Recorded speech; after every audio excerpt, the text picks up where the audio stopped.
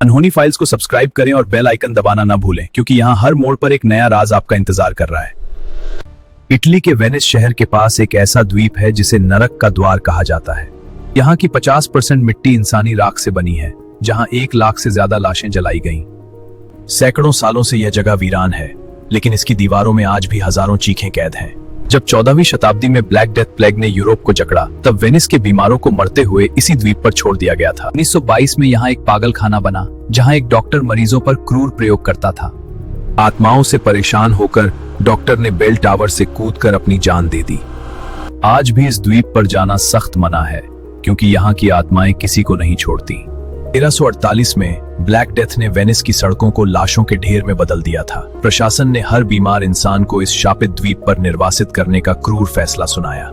हजारों लोगों को नावों में भरकर मौत के मुंह में इस नरक द्वीप की ओर भेजा गया। द्वीप पर पहुंचते ही बीमारों और लाशों को बिना किसी दया के बड़े बड़े गड्ढों में फेंक दिया जाता था। हालात इतने बदतर थे कि कई लोगों को तो अधमरी हालत में ही आग के हवाले कर दिया गया।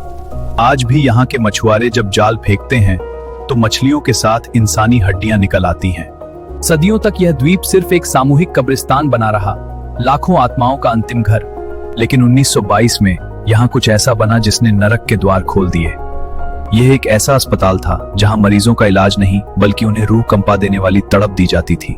यहाँ की हवाओं में आज भी उन बेगुनाहों की आहें और चीखें सुनाई देती हैं जिन्हें दुनिया ने भुला दिया था। उस डॉक्टर ने द्वीप के सबसे गहरे और सुनसान बेसमेंट को अपनी प्रयोगशाला बना लिया, जहां से कभी कोई जिंदा वापस नहीं आया।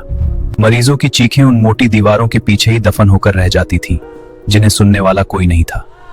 वह डॉक्टर केवल इंसानों पर ही नहीं, बल्कि उनके दिमाग और यादों को मिटाने के जुनून में पागल हो चुका था।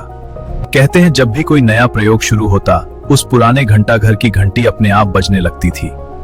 आज वही अस्पताल एक खौफनाक खंडहर है, जहां दिन के उजाले में भी कदम रखने से रूह कांप उठती है। आज भी पोवेग्लिया का यह तट पुकार पुकार कर कहता है, यहाँ आना मतलब मौत को दावत देना है।